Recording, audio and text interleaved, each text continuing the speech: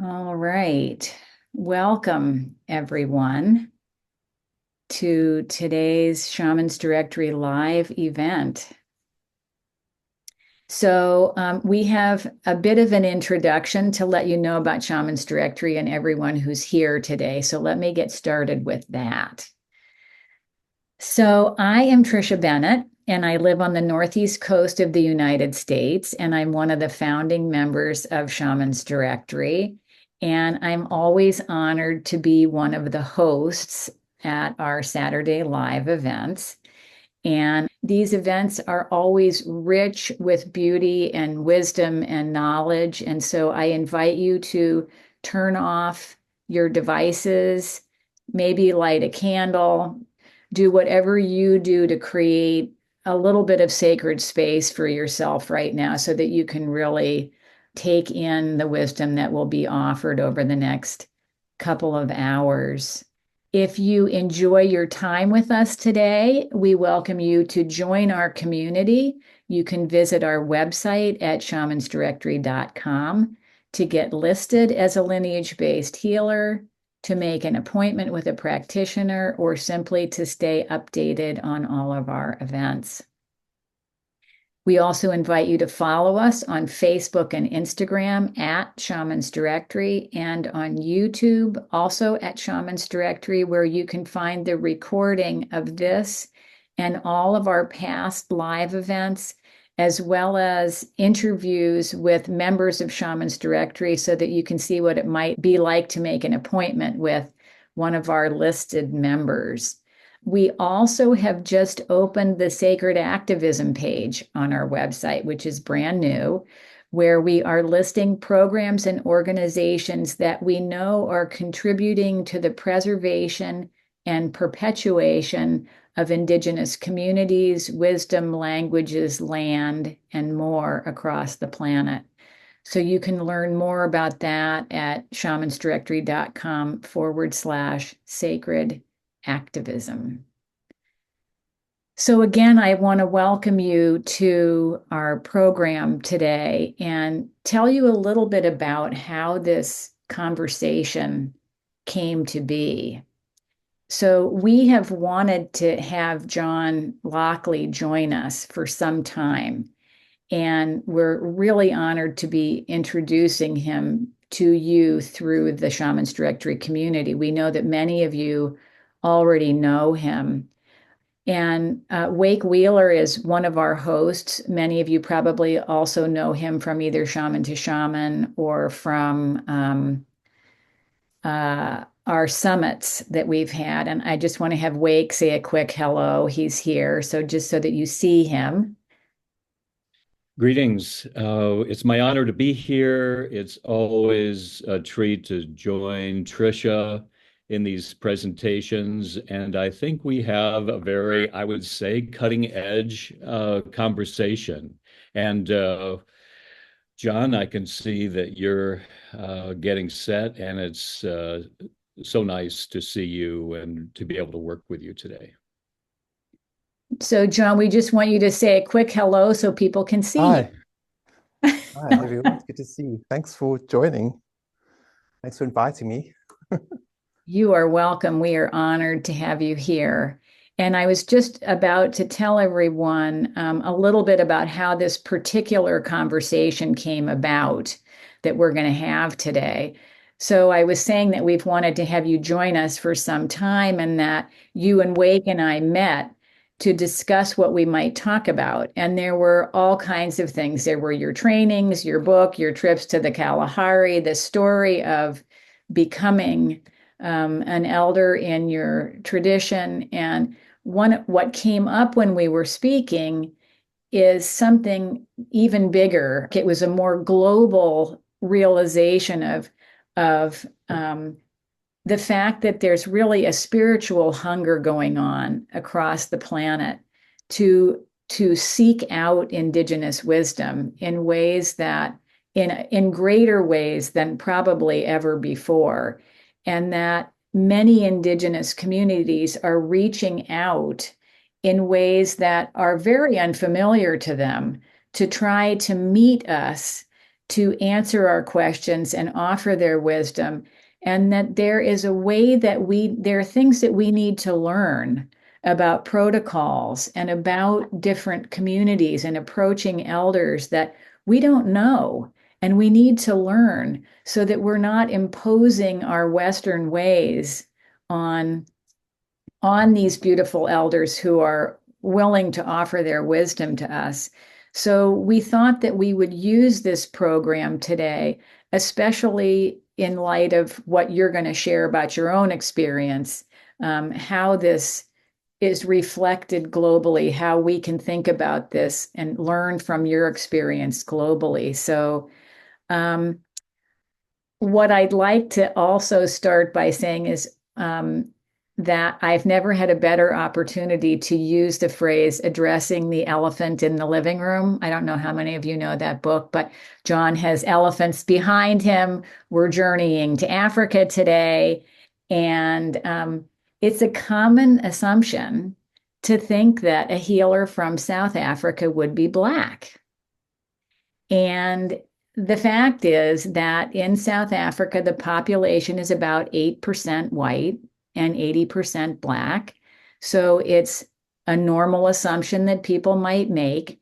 However, the beauty of lineage-based traditions around the world is that the elders do the choosing of who is going to be trained in their traditions. And how they choose who's going to be trained is not based on the color of a person's skin, but through dreams, long-term unexpected illnesses, birthmarks, chance encounters, and many other signs that are determined as indications of a calling by the elders themselves. So yes, John is a white South African man. He is also a fully initiated Sangoma, elder, healer, and shaman in the Xhosa and Swazi lineages from South Africa with over 20 years of experience. So this may seem unusual to outsiders, but for his teachers, he is no less a Sangoma than they are. He is no different to them than any other man or woman chosen by the elders to be trained as a healer and teacher in their tradition. So at Shaman's Directory, we are moved and inspired by the generosity and inclusiveness of traditional elders from around the world who encourage us every day to expand our ideas of what is possible for us as individuals, for humanity, and for our planet. And so we're honored to have John here with us today, and I'm going to turn it over to Wake to give you a little bit more of a formal introduction of John, and we'll begin today's program. Thank you, Tricia. John Lockley, as Tricia has said, is a fully initiated and ordained Sangoma shaman in the two lineages in South Africa. And the Sangoma are known as people of the song, people of the drum, who share deep relationship with their ancestors. He was foreseen in a dream by his teacher, a senior Sangoma who invited him to be her apprentice. His apprenticeship lasted for 10 years.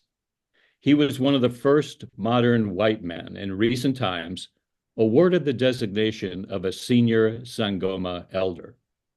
His kosher name, given by his teacher, translates to the messenger or bridge between cultures. What could be more appropriate than that?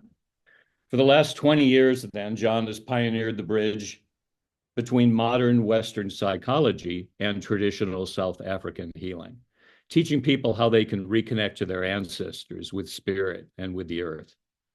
He facilitates this bridging through his retreats in the Kalahari Desert and in South Africa every year.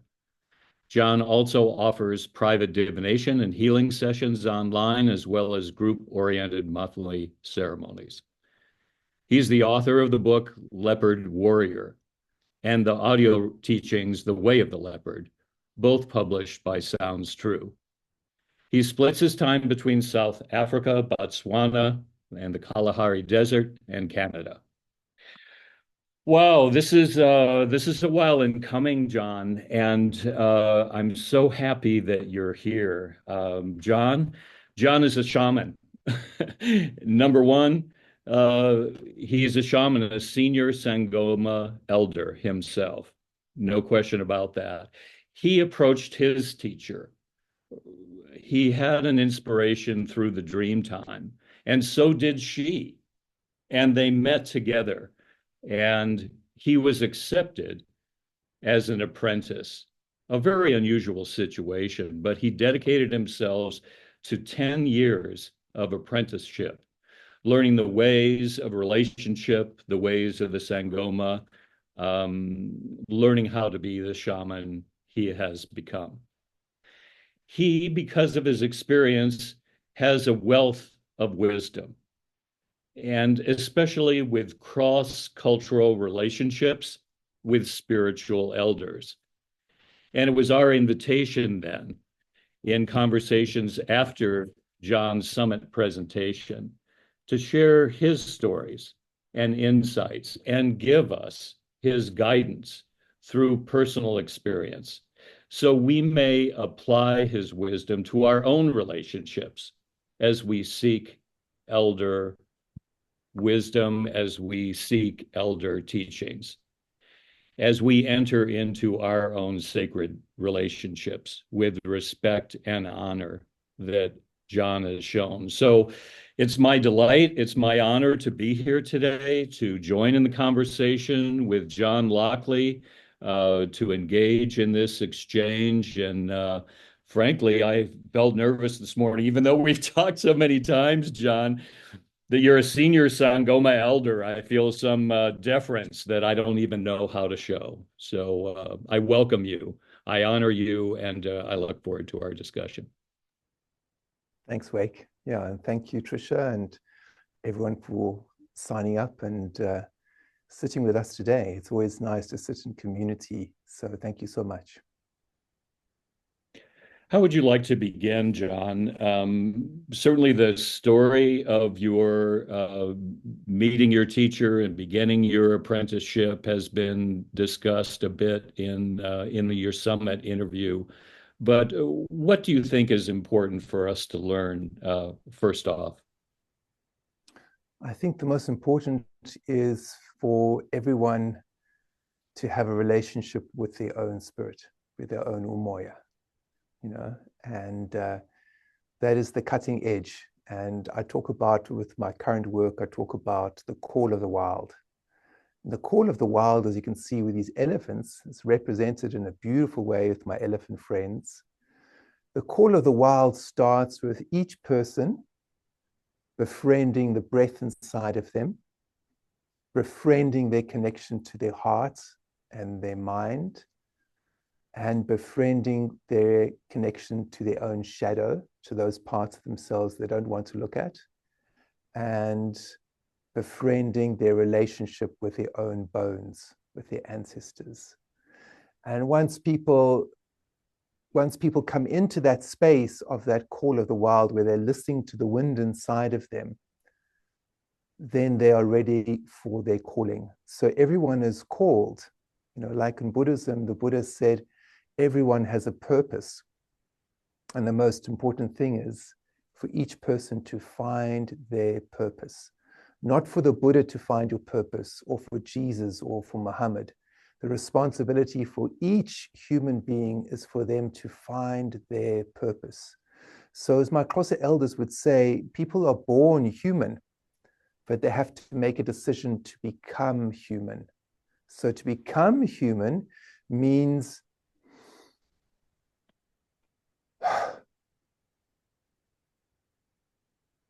feel the breath inside of you, feel the wind as it's emanating your body and giving you life, feeling the relationship of combustion inside of you and alchemy as your breath fires up your heart.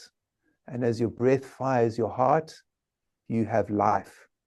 And as we say in Zen, why do you eat every day? What is your purpose? What's your face going to be when you die? What is your face before you're born? And nowadays, with social media and the way the world has got, it's very narcissistic. It's all about me, me, me. So it's become very individualized. However, with spiritual practice, it's about connecting to your soul, to the face that has no name, the face that has no name and has no gender and has no color and has no culture. So what is your face that has no name? And the opposite of that is the face that does have a name: Facebook, Instagram, social media. I am. Look at me. Follow me. Look at me. The spiritual path is about killing the ego. Killing your ego is not an easy endeavor, and it's part of what Carl Jung speaks about in terms of individuation, the individuation process. And all traditional cultures have very rigorous initiation processes that you have to go through. And as you do that, you might experience severe illness. You might experience severe emotional trauma, madness. And all of this speaks about the dissolution of the ego of I am.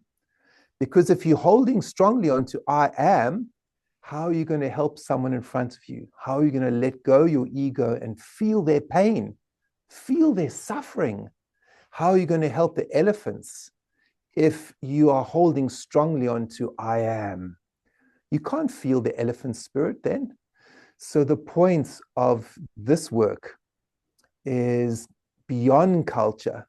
The point of this work is about each person connecting to their soul and their umoya and their spirit. And, you know, shamanism, and in particular the Sangoma culture, is one particular fragrance. It's one particular petal in the flower of humanity. If someone decides that they are being called in the yogic way, and they're being called through chanting and through chanting the name of Shiva and through doing yogic or Hindu practices, that's exactly the same. It's just a slightly different way, an emanation. It's a slightly different emanation of bringing this through. And the same in Buddhism. You know, it's all about what is the breath inside of you and what is your purpose. And that is the hallmark of mystical traditions throughout the world. So I am coming in with this emanation right now as a Sangoma, teaching about the same thing, but with different cultural cues, because this is my background. I was born in South Africa. I was educated in South Africa. I was baptized. I was initiated. So my home environment and my cultural environment is South Africa. So I'm speaking about that. But because of my travels, I also have a wealth of international experience. And it's important to bring that in because sometimes people have no relationship about Africa. And that's what we're talking about today. So thank you, Wake. Oh my goodness. The call of the wild. I know you felt a strong call of the wild yourself. Would you like to speak at all about that? Like how it rose within you or how you knew what actions to take? Yes, well, you know, in the 80s when I was a teenager, I had a very strong affinity for the wilderness. You know, I loved wilderness spaces, and I used to take my dog, my beloved dog, who was a bull mastiff. I used to take her for walks along the riverbed every day, and I used to just love to follow her and listen to the birds. And I wanted that wilderness space near the river to be wilder. And so I used to read all of Lawrence van der Post's books on the Bushmen. And I was 14 years old at the time. And I just wished to live in a space where it was wild, you know, where the lions were roaming, where the space was wild, and where I could commune with my spirit in that wilderness setting. And things, strange, mysterious things started to happen to me as I entered puberty. I started having very prophetic dreams, and around the age of 16, I started my calling illness. I started getting sick in various ways. So without going into it with everyone, I started, mysterious things started happening to me. And that time it was apartheid in South Africa, and white males were conscripted. They were drafted into the military. So we had to go into the military. And I had one saving grace, and that is that I was allowed to choose what branch of the armed forces to go into. So at that stage, I was having these profound dreams and these experiences with the wilderness, but also with nature. And I started to develop this feeling about medicine and about learning medicine. So I thought, well, why don't I choose the medical corps, and then I will be given an opportunity to learn medicine and to be a paramedic. So I had this idea that maybe I'd become an operational medic and go to the front lines in Angola, because at that stage there was a 10-year war like Vietnam happening in Angola. So I had this feeling about being an operational medic and helping and going into Angola. Again, it was going to hit two birds for me, and that one bird was wilderness in Angola, and the second was medicine, learning about medicine. So my story is quite long because I went into the military, I went into the armed forces, and the war in Angola just ended. So we had a lot of very sick and very injured soldiers in our hospitals. So there was no need for me to be an operational medic anymore. But what was needed for me was to be a medic in the hospital. So I was sent into one military hospital, which is one of our largest hospitals in South Africa. And then I was trained as a medic. And my first assignment was working with special forces soldiers and helping to rehabilitate them from the war in Angola. And you see, there's about 3 or 4 wars in Southern Africa at that time. There was the war in Angola. Then there was war happening in Mozambique that South Africa was involved in. South Africa was also involved in the war in Namibia. And then there was a civil war in South Africa, which everyone knows, which is apartheid. So there we had very good soldiers. They were being used a lot, and they were very traumatized and very injured. And there I was at the front lines. So I remember doing night duty and sitting on the floor of the hospital and sitting and talking to one of the special forces soldiers. And he was from Angola. And I developed a friendship with him, and I really loved him. And I said to him, after a while getting to know him, I said to him, why did you join the South African military? Because he's from Angola and he's from a rural village in Angola. So why would you join the South African military? And he stopped for a moment and he said, I had no choice. He said it was either the guerrilla faction that were going to come into my village and they were going to take me, and I would not be trained properly, and my family would not be looked after. I would not be educated. I would not be given much food and much clothing, and more than likely I was going to be killed by the South African forces. So I chose the South African force because they had educated me, they clothed me, and they also looked after my family. And so it was very, after a bit of time, it was very clear for me that a lot of these soldiers, a lot of these special forces soldiers were like monks in some ways. You know, they didn't have strong egos, and they were extremely intuitive, and that intuition is what saved them from possible death.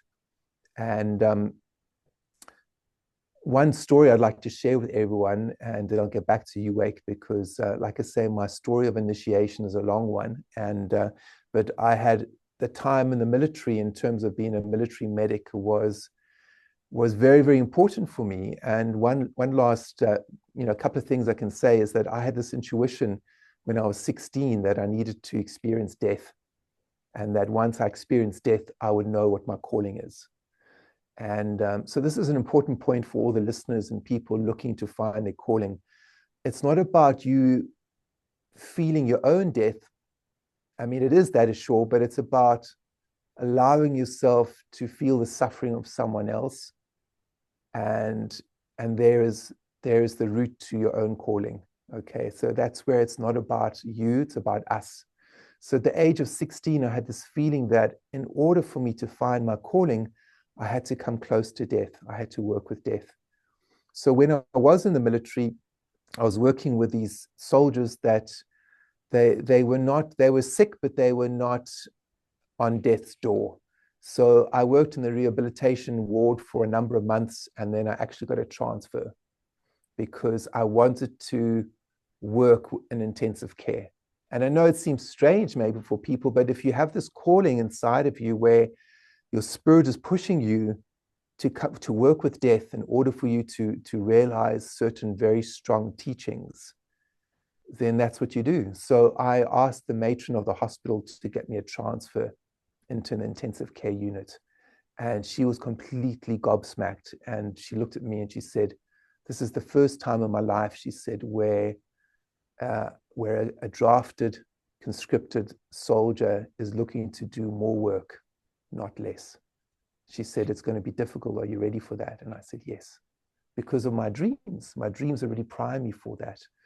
So before I went into that intensive care, which was the neurology ward, I had a very powerful teaching with the Special Forces soldiers that I want to share with you. And this is my first Sangoma teaching. So I just want to share this with everyone, and then I'll get back to wake. So the first Sangoma teaching happened for me where I went in every day. I used to go in to the ward, and I used to open up the curtains, and I used to say, good morning, guys. Did you have any good dreams? Now, I don't know why I did that on this particular day. And I also don't know why I did it just to the black ward. So we had different rooms because there was segregation, it was apartheid. So the ward everyone would be given equal treatment, but then there'd be different rooms based on skin color. So you'd have the black guys and then you'd have the white guys. So I developed this affinity for the African, for the black guys. I don't know why. It's just, just the way it happened. And every day over a period of time, I went into their ward and I said, good morning, guys. Did you have any good dreams? So these were the black Special Forces soldiers that I was feeling and I was dreaming. And there was silence. Everyone kept quiet. It was like a church. And I know they heard me. So then I just opened the curtains and I carried on with my duties. And then being Irish and looking at the sacred number of 3, I felt, okay, I need to do this at least 3 times. I don't know why. I just felt this intuition. Now, I was 18 years old and I felt things very strongly. Okay, so the next day I went into the ward and I opened the curtains and I said, good morning, guys. Did you have any good dreams? Everyone was quiet. It was like a church. And the room was full of Special Forces soldiers, black soldiers. And then the third day I thought, well, there's power in 3. So I need to do it one more time. So the next day I came to work, started my shift. I opened the curtains and I said, good morning, guys. Did you have any good dreams? Again, there was this silence. And then suddenly there was this voice at the back of the room. And there was this deep voice and it said, Private, come over here. I want to speak to you. And it was Sergeant Maluleki, who was a lead sergeant of the Special Forces platoon, which is known as the Recce Reconnaissance 5. So it was the equivalent of the SEAL team in America. So he was a highly decorated soldier, highly respected and feared because he had this commanding presence. So I went to his side and I said, yes, Sergeant, sir, how can I help you? And he was a Zulu man and from the Zulu tribe, big man, deep voice. And he looked at me and he said, Private, in my culture, dreams are very sacred. In my culture, dreams are very sacred. When I dream, my ancestors show me who's going to live and who's going to die in my platoon. I tell my men, your people are calling you. Some of them laugh at me, but they still die. He said, don't ever ask me again if I've had any good dreams. In my culture, dreams are sacred. And I said, thank you, Sergeant, sir, thank you. Sergeant Maluleki was becoming a Sangoma. Every single day, the Black nursing staff would give him gifts. Every single day. And I developed a love with the staff members. Just, as people become friends and relationships go, I don't know why, but I just fell in love with them. The Black staff, the nursing staff, we used to joke together. I was a young guy, and when I was educated in South Africa, I went to a private school because my dad didn't want the curse of apartheid to be on my brother and I. So he made sure that we weren't educated in a South African way, where we just went to a school with white kids because it was apartheid. So my dad made sure we went to a school where color was not an issue. And so this was one of the blessings from my dad, because when I was in this military environment, I treated everyone the same because I didn't know any different. That's the way I was brought up. So this man, Sergeant Maluleki, was becoming a Zulu Sangoma. And when he said that to me, I knew in my heart that I was becoming a Sangoma as well, just because of my dreams and the way he said it and that energy. So that was my first Sangoma teaching. Over to you, Wake.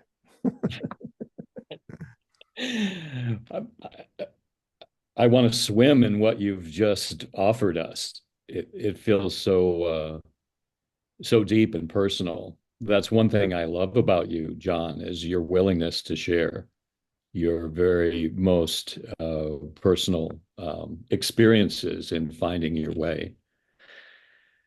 May I ask you about your dream, about your teacher, and perhaps something about your first encounters with her? Would that be a good conversation to have? Yes. So what I can share with you is that I'll just finish the story with the hospital, because it was a very, very powerful time. So and the teaching for people listening is, if you're looking to find your purpose, go and donate your time with people who are sick. Go and donate your time with animals that are suffering. And go and sit in a pediatric unit where parents are looking after sick children. If you want to find your calling, that is the quickest way to find your calling, the quickest, absolutely quickest way. So I felt this in my heart. So like I say, the next movement I had in the hospital was working in the neurology ward, which was intensive care. And within 3 days, I helped put a soldier in a body bag. And I never encountered death before. And that was difficult for me. And then my next assignment was looking after a young man who was just a couple of years older than me. He was 21 and he was in a coma. And my job was to be his medic. So I nursed him for 6 weeks. And he was dying. And his mother came to me every single day and said to me, is he going to live, John, or is he going to die? Again, I was 18 years old. Can you imagine that? A mother asking you if her child is going to live or die. I just want people to really sit with that. If you're looking for your purpose, we have to feel our mortality. We have to feel it, because that's your gift, is your mortality. So this was the start of my teachings, and also what I teach, because right towards the end of his life, this young, my patient, they made a decision, the family members made a decision to turn off the life support, keeping him alive. And it was such a traumatic story and situation in the ward that even the older medics couldn't do it. They couldn't do his vital observations anymore. So I was asked by the nursing staff to be the medic, to sit by him through the final stages of his life. So my job was to feel his pulse, and I felt his pulse underneath my fingertips. And the senior nursing staff showed me, even when you could hardly feel his pulse, they started to show me where to feel it in his body. So I followed his life force slipping away. And then my last shift with him, I felt his suffering. I said goodbye to him. And then I prayed to the divine. And I said, please show me a way of healing suffering and of healing people in the situation where I can connect to the soul of someone even when they cannot speak with their words. Because this situation is wrong.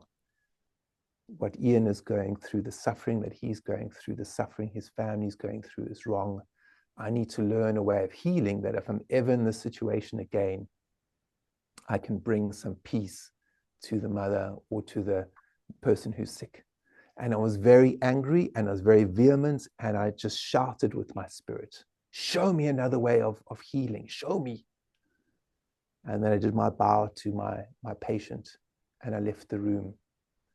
And then when I started my shift, a few days later, the room was empty.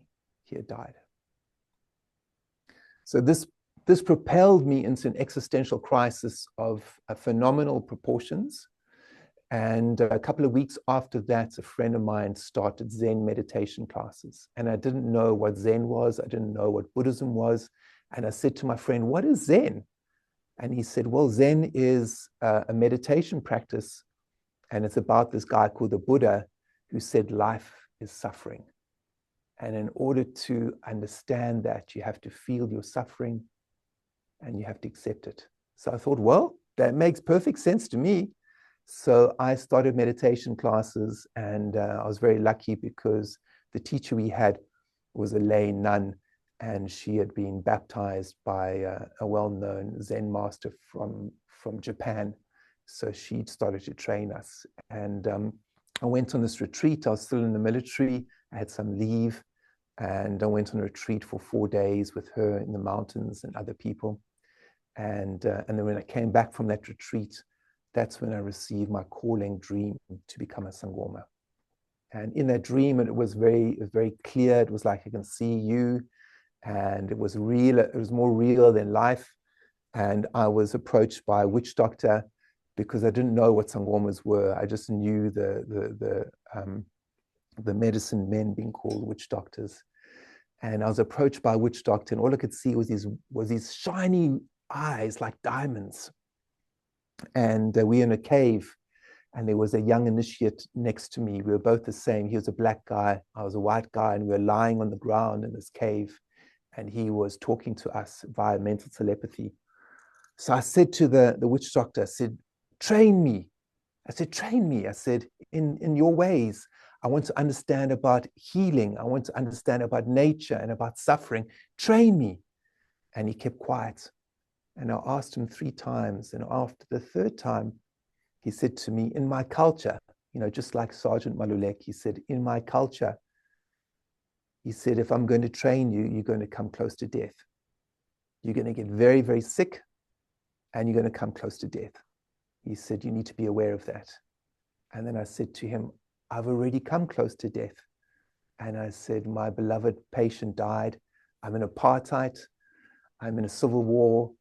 And I just had to put my beloved dog down, Sheba, that I used to take to the river each day. I was so in love with her. I had to put her down, and I watched her sickness. And I said, I'm only 18. I said, if I don't learn these ways, my life is over. So then the next thing, this image appeared of the future. This witch doctor, he showed me an image of the future. And it was 5 years into the future, and everything happened, what he showed me. And then the next day when I woke up from the dream, my legs were covered in boils. And I know it might sound strange to everyone listening, but I was happy because I knew that he'd accepted me to be his apprentice in the dream time. And I was happy. And I had these boils, and I was feeling sick, but I was like, I never had boils when I went to sleep. I was fine, So I went back to the military hospital. I was still on duty, and I went to my friends, and they got me to see a doctor really quickly. And the doctor was like, you've got tick bite fever. He said, how'd you get tick bite fever? And I said, well, I went into this forest over the weekend. He said, did anyone else get any bites? And anyone else get any tick bite fever? And I phoned my friends who went with me, and no one else. I think one friend got 1 tick bite, but no one else got sick. And so I got really, really sick with the tick bite fever, and my body started breaking down. And then at night, I got very, very prophetic dreams, like extremely. I would start to see where people are sick. I used to see the future. I started to see the future of the world. I saw the past. And one day, after having the sickness for probably maybe almost 2 years, now the sickness, for people to understand, is I got very psychic, and the energy of my body went into the psychic world. So I could see things, I could feel things, but then my immune system was compromised. My physical body was compromised. Okay, so it meant that I got any kind of illness that was going around because my immune system was compromised. So this is, again, part of traditional shamanism, not just South Africa. Often people would get illness when you study traditional shamanism like I did. You find it in Siberia, South Korea.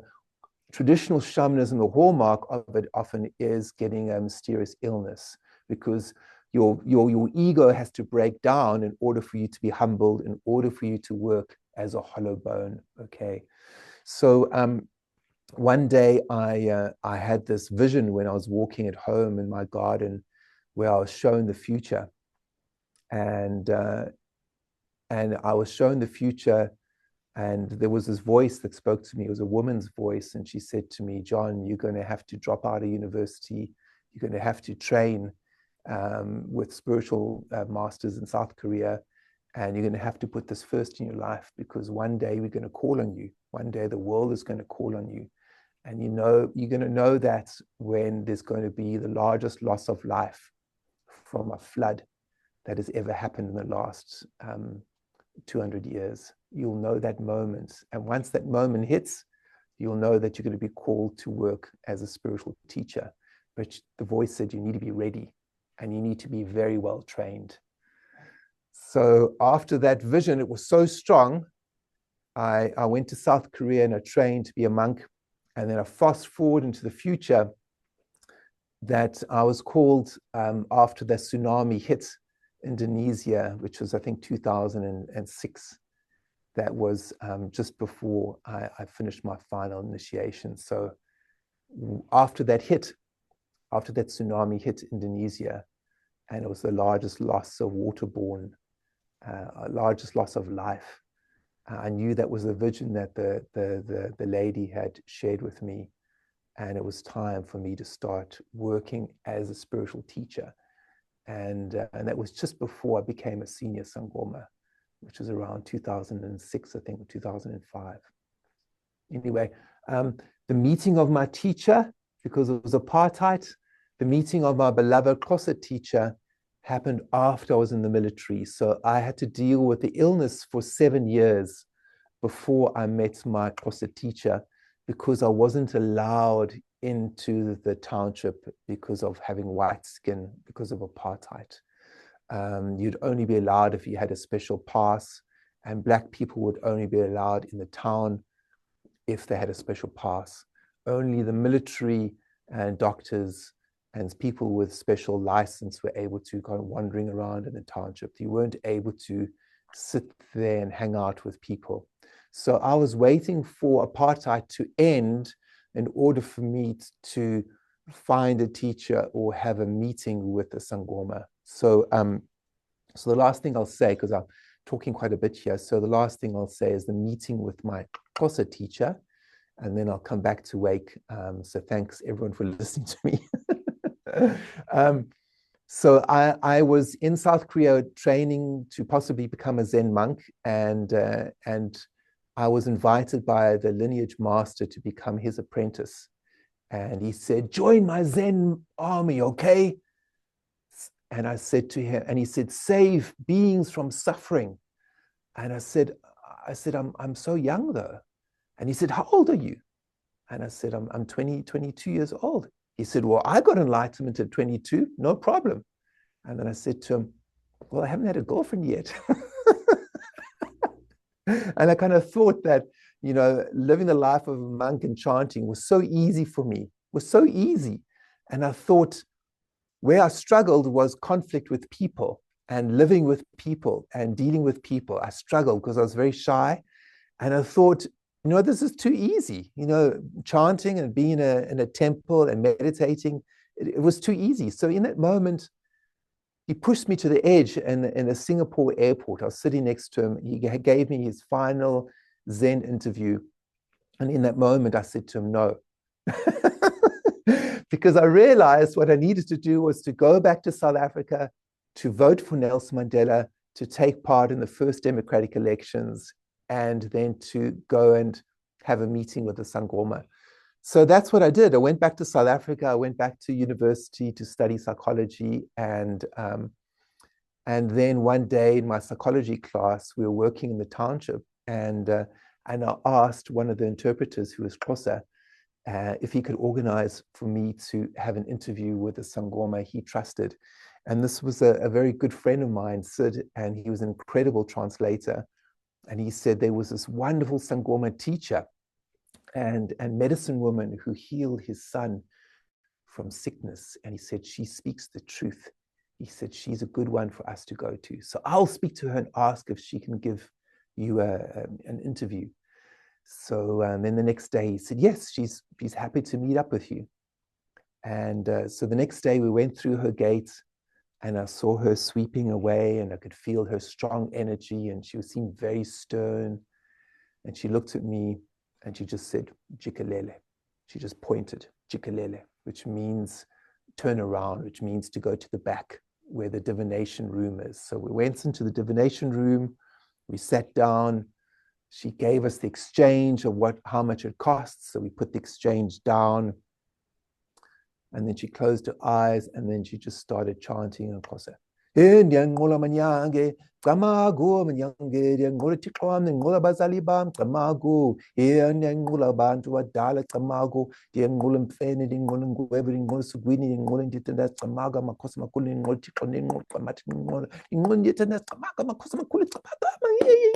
So as she was chanting, she went into trance and then she spoke about my life. And so she spoke with great accuracy about my illness, my physical body. She spoke about my dreams. She spoke about my emotional well-being. She spoke about things that I was seeing.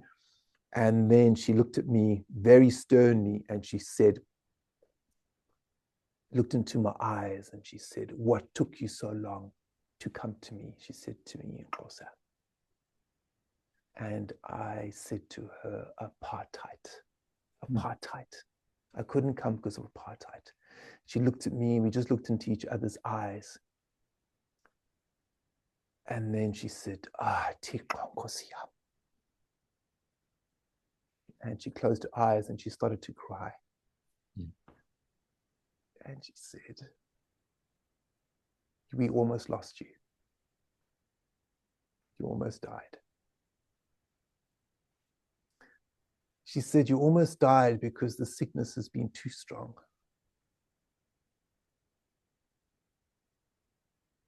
The sickness is too strong.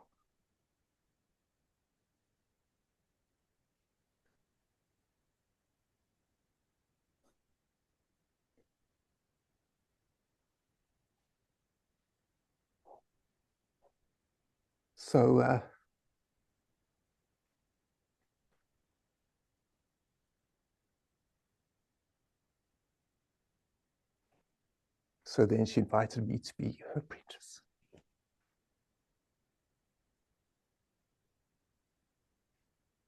That's it. She said, become my apprentice, and then you'll stop being sick. Become a Sangoma, and you'll stop being sick. And I said, what does it mean to become a Sangoma? All I've heard about is witch doctors. But I don't believe the truth of these words about witch doctors. She said, a Sangoma is someone where the ancestors work through you in powerful ways, and you can heal people in all different ways, and you can stop being sick, but also you can heal others because the ancestors will show you how to heal people. They will show you many things. So I said to her, okay, that sounds good. I accept. I'll become your apprentice. So she said, okay, we'll come back tomorrow and I'll give you your first white beads, which will be a sign that you are my apprentice. So I said, okay. And she said, and another thing, I've got a ceremony this weekend, trance dance. And she said, you're going to become a great trance dancer. And I want you to come to that ceremony. So I said, okay, I'll come. So the next day I went, she gave me my first white beads. And on that weekend, I went to the ceremony, the trance dance, the Nhlombe. And the trance dance is where we connect to electricity, to the power of the ancestral world. So I went to the trance dance and I just heard the sound of the drums and there was this crescendo of sound. And I went with my girlfriend at the time and we just sat there. And eventually these two people came to me and they said, you can't sit down. She said, you are wearing the beads of a Sangoma and you're Mamgwebu's apprentice. You can't sit down, you have to dance.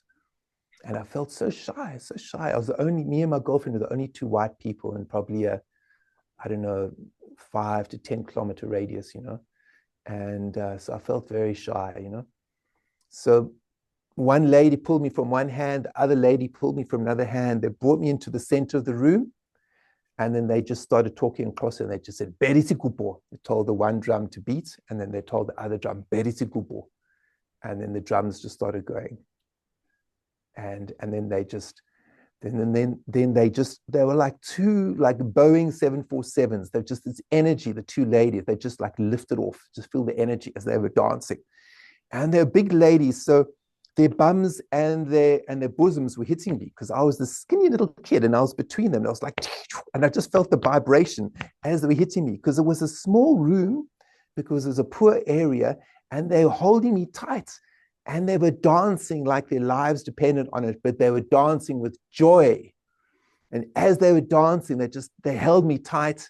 And then they looked at me and they said, Kwanzaa, which means dance. And in that moment, all the shyness left me. And I just said, fuck it, I'm going to dance, you know? And I just danced. And in that moment, this electricity went through me. This like powerful lightning bolt of electricity went through my body, went through my knees, and it's almost like all the way down.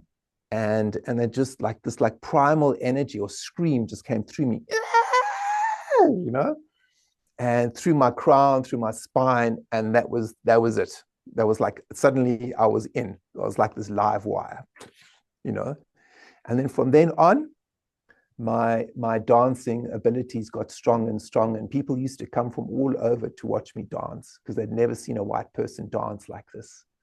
And as the elders would say, he's a Sangoma. The ancestors are going through him. Don't worry about the color of his skin. If he can't dance, he's not a Sangoma. This is the sign that he's a Sangoma. So people used to come from all over to watch this white guy who has the calling of being a Sangoma, to watch him in action. Because a Sangoma, you can't prove you're a Sangoma through your words and how well you speak. You have to show you're a Sangoma with your dancing, with your energy, with how you heal people, with how you dance, how you drum, how you sing. So he used to come from everywhere to watch and see me dance. So there used to be a lot of people at my ceremonies, you know, and everyone would be checking me out and they'd be taking pictures and be watching me, and there'll be crowds of people, you know. And it was for someone who's shy, I tell you, you know, it would have been easier for me to sit as a Zen monk in South Korea. You know, it was very confronting, you know, all these people, and apartheid had just ended. And white, you know, white people were very much the enemy, you know. So I was in this environment where I could feel people hating the color of my skin, but they didn't know John. So I could feel this hatred on me in the beginning, and I could see people watching me from like the corner of the street and from the distance. I could see them watching me. And on the Friday, you could feel this animosity towards me. And I used to feel they don't know John, but they know this white skin. And white skin in South Africa is not really a good thing, you know? And being in South African, I understood. They just see my white skin. They don't know me and my calling. So they would be like, you could feel this energy on Friday. And then on Saturday, they'd be checking me out as I'm dancing. And then on Sunday, when the ceremony ended, people would come to me and they'd hold me and they would cry. They would cry. Yeah, they'd just hold me. And they would cry. And then they would say, Wena linkulu, you're a senior Sangoma. Wena linkulu. They'd hold me. So my journey was very painful, as you can feel, not easy. And when I met Malidoma Some, many of you have heard of Malidoma Some, and I had the great honor of meeting him, of spending time with him, and sharing some of these stories. And he turned to me one day and he said, John, it's not supposed to be easy. To be a shaman, to be a Sangoma is not supposed to be easy. You know, in this modern, westernized, civilized world, everything must be quick, everything must be easy, but then everything is superficial.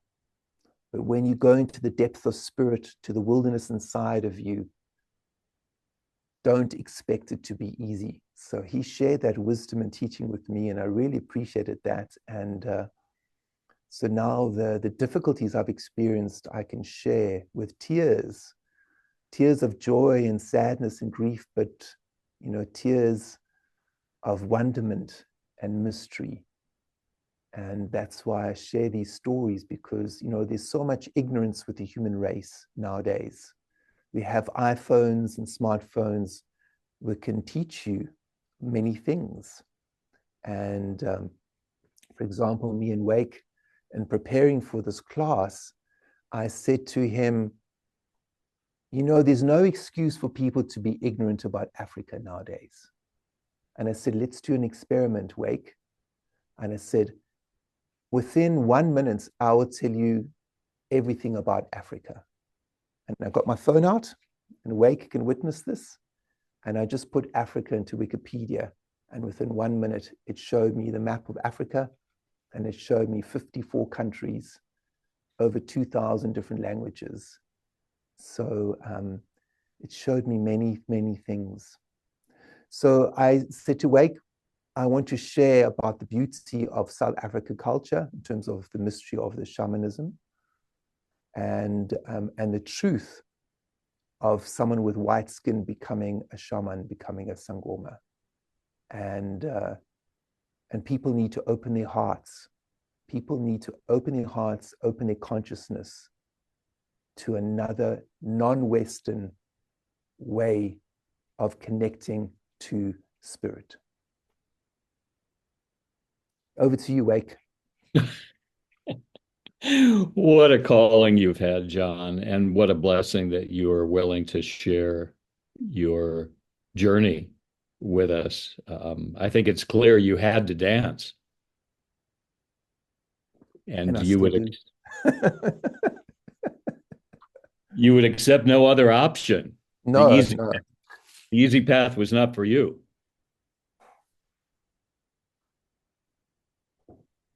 Yes. I want to swing back just a tiny bit and tell me more about the gift is our own mortality, because you seem to feel that so deeply and it guided you in so many of your decisions. Well, again, this is where spiritual teachings, whether it's Zen or yoga, all spiritual mystery schools speak about the same thing. The gift is your mortality. But if those are just words, then you're going to keep shopping like a hungry ghost for your whole life.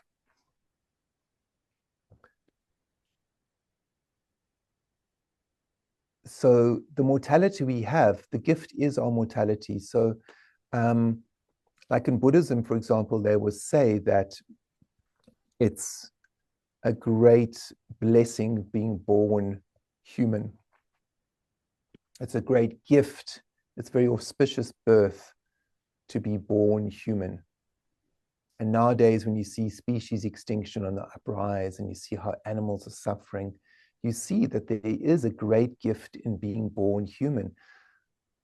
But the question I ask everyone is, what does it mean to be a human being? Because nowadays, a lot of people are not acting as human beings.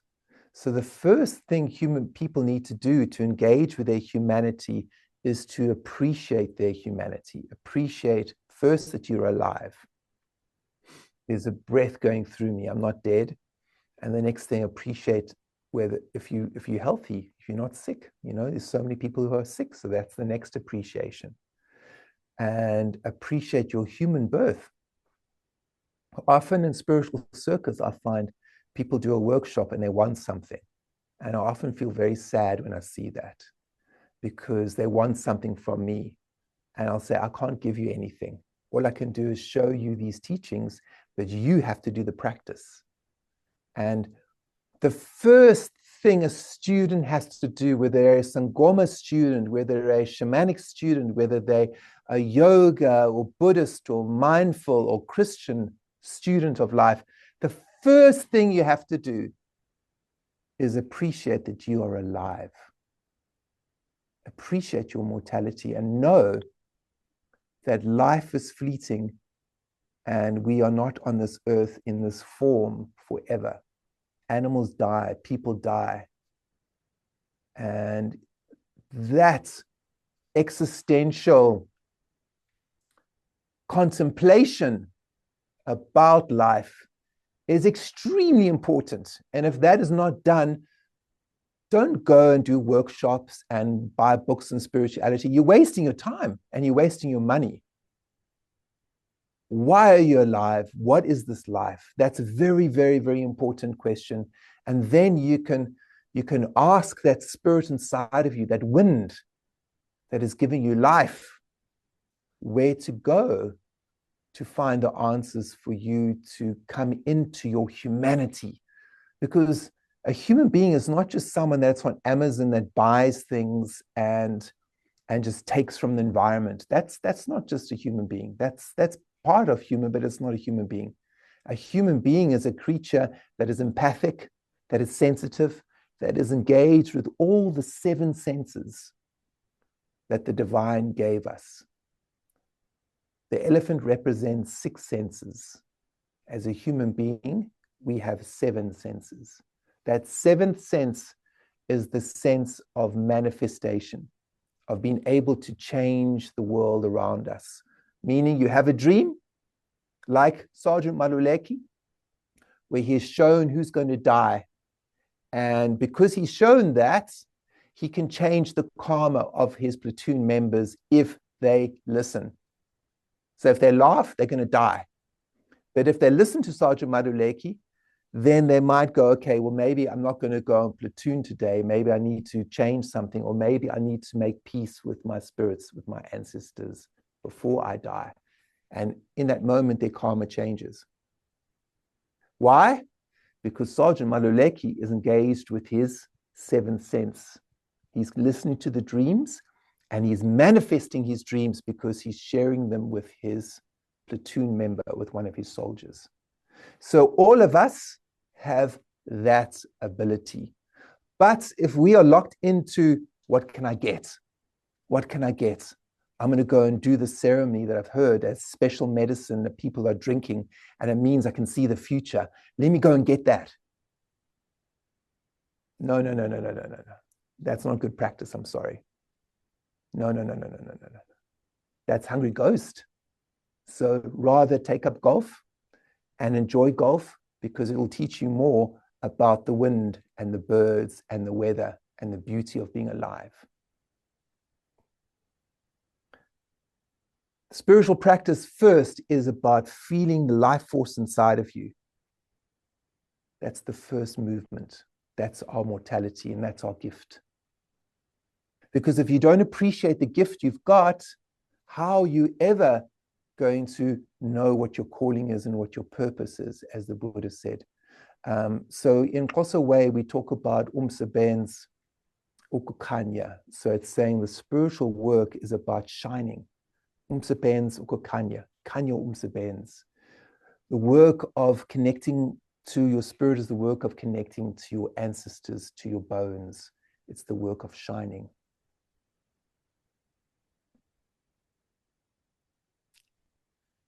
I love how you talk about that tension, John, between the imperative of being in service, the imperative of manifesting, doing something, and wanting to potentially push a relationship with an elder. And you didn't. I don't believe you did. I believe that you engaged,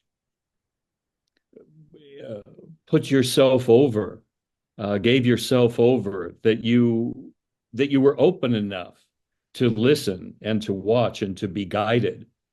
How did that quality arise within you? What can we learn from that 10-year apprenticeship of surrender and openness? Yes, and thanks for asking, because I mean that was the main reason for us having this webinar. So the journey is a long journey, and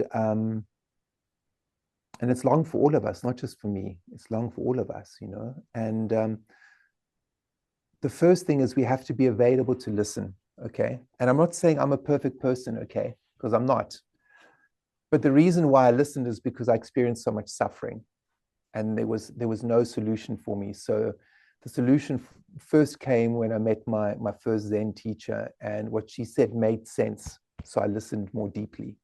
And then she recommended a book, and I listened because I started to feel better.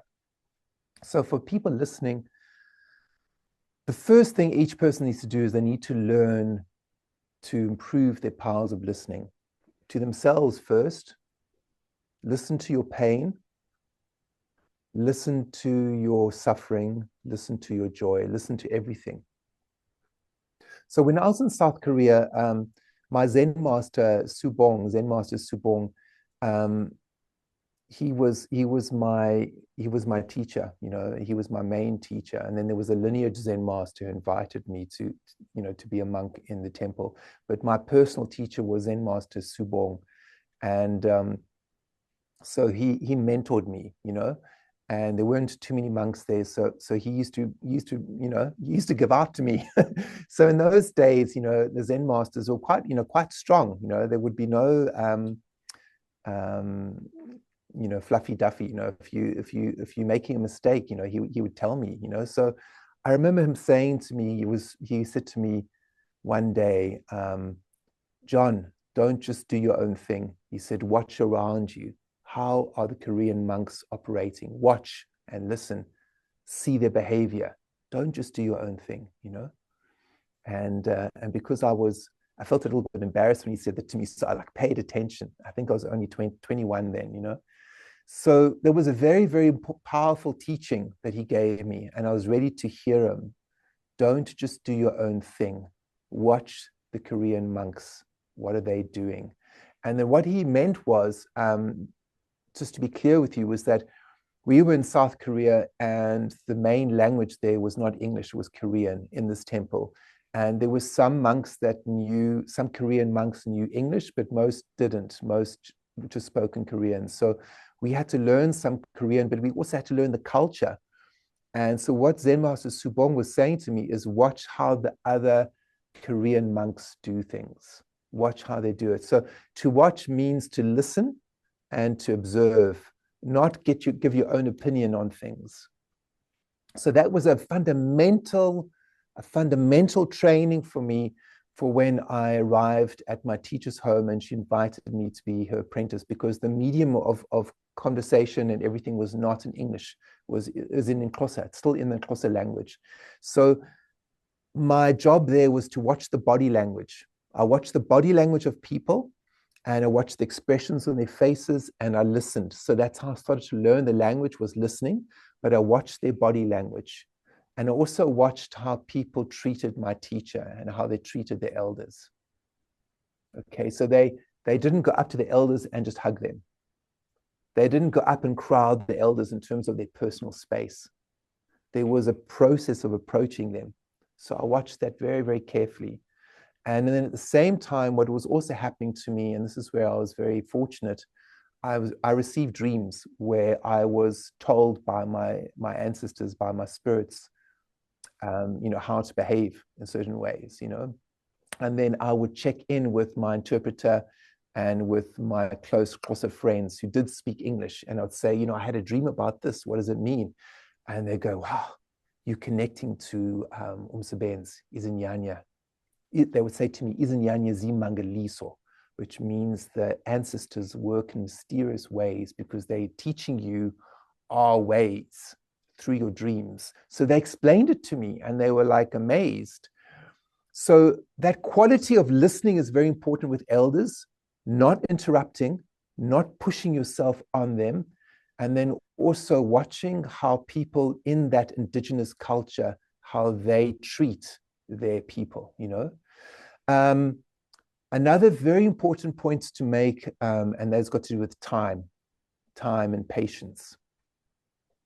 Often people coming from Western countries, going into indigenous communities, they don't have a lot of time, which means they don't have a lot of patience, which means they push themselves on the elders because they're looking for an interview, they're looking for a result, they're looking for help, they're looking for something, and they don't have a lot of time because they're only on holiday for like maybe a week or 2 weeks, and then they have to go back to America or back to Europe or back to London. And there's this urgency around them. And that urgency actually puts people off. It makes people want to run away, So what happened for me is I couldn't afford to live with my teacher or live close to her for 12 months of the year.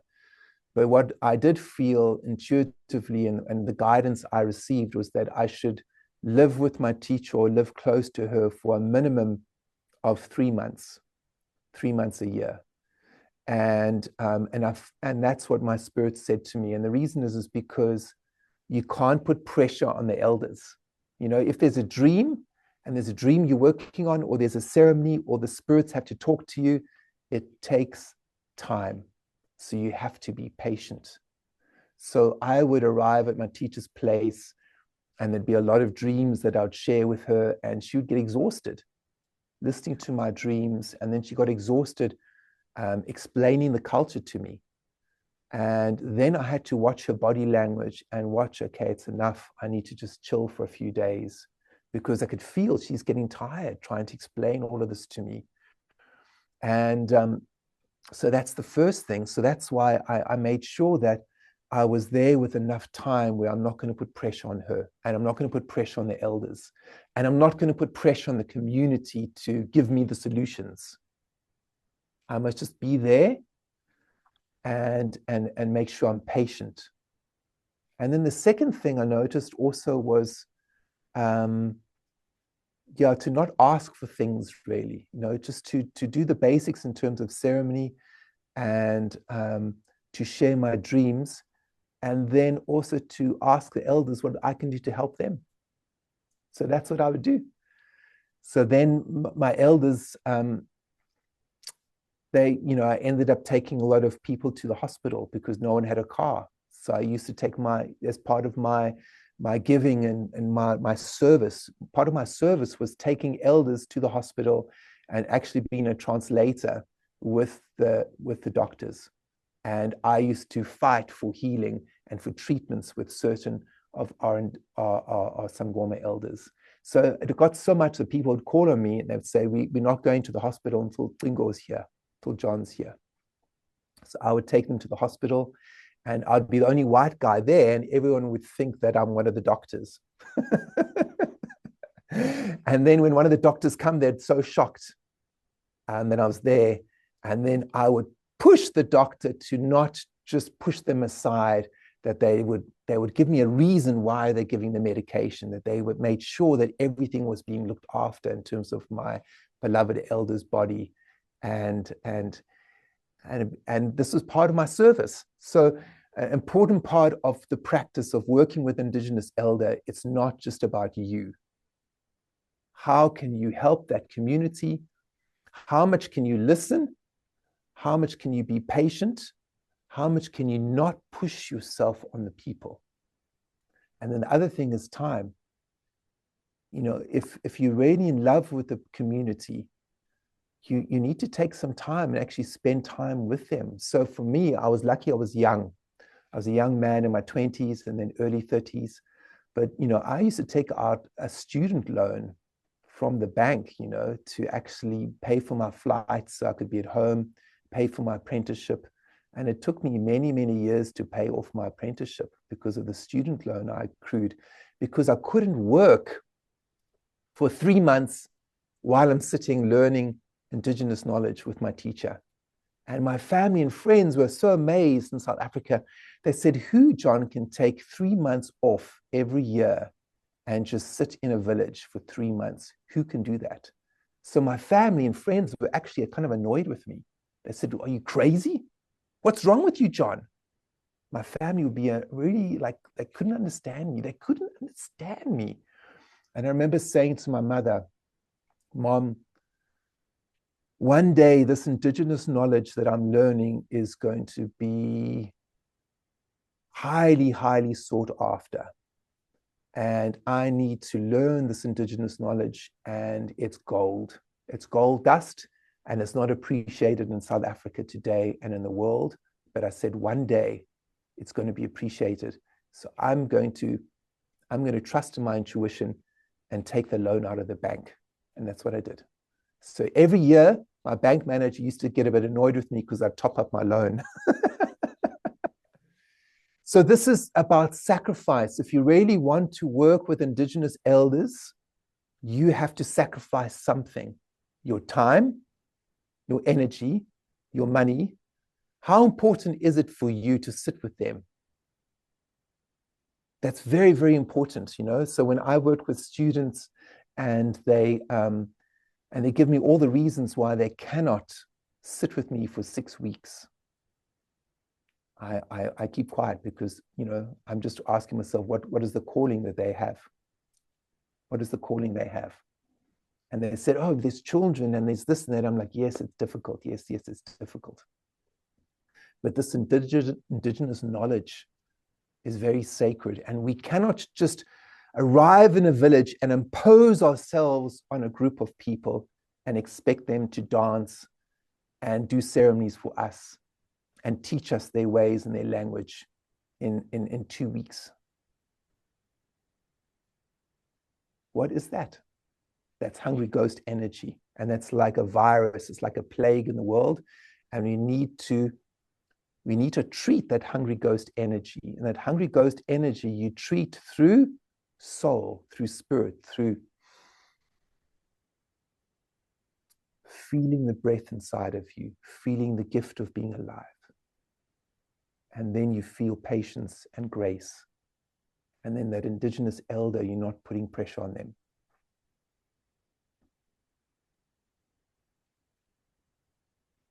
I just want to chime in here for a minute and say thank you for the last 10 minutes of teaching around protocol and really the whole idea of sacrifice and patience and reciprocity and knowing that there's a sacrifice that needs to be made and time that needs to be made. And, you know, how, I won't say brilliant of you because you were guided, but the fact that you took out loans and that you knew that you needed to sit in that community for 3 months and be patient. And it's just, you know, guidance that we need in the Western world to hear so badly is, you know, when you were, was it Vietnamese monks? Korean, yeah, Korean monks, South Korea, you yeah. know, that whoever said to you, just watch what the other monks are doing, you know, and you took that back to South Africa and you applied that with your Hosa teachers and to just be with the elders and experience how people interact in their community and how people interact with their elders, and to not do it the way we do it. That hungry ghost energy. I love that also, that we have a 2-week holiday where we think we're going to go and get infused with something and take it home with us without thinking about how that's going to occur on the other side of the equation. So much of what you said in terms of your own experience really applies to Indigenous elders and teachers across the world, and how to think about approaching communities and elders anywhere that we might want to learn something, and thinking about how we might want to organize our lives. Like you said, if a student comes to you and they're having difficulty figuring out how they're going to spend 6 weeks with you, maybe you don't have too much to say. You just notice that, and you notice the level of their commitment. Or I don't know if you might say something like, well, if it's important enough, I guess you'll figure it out. But it was just, beautiful to hear you say all of that. And that's, exactly what I was hoping we would be able to hear today from you. So thank you so much. And I want to turn it back to Wake, but I want you to also be able to share your slides that you brought and tell us about your upcoming programs and your offerings as well. So Wake, let me turn it back over to you to see if you have any other questions you want to ask John, but I just wanted to thank you for that. Thank you. Yes, thank you, Tricia. Anything more to say, John? I do have an inquiry, but anything in response to Tricia's, I think that's so important to apply your work to all the elders we're in contact with.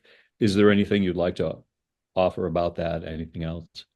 Yeah, and it's very important to recognize the calling in the person in front of you, not the color of their skin, because this is another thing that happens with Westerners. They see someone with a different color of skin and then they say, oh, that person's Indigenous.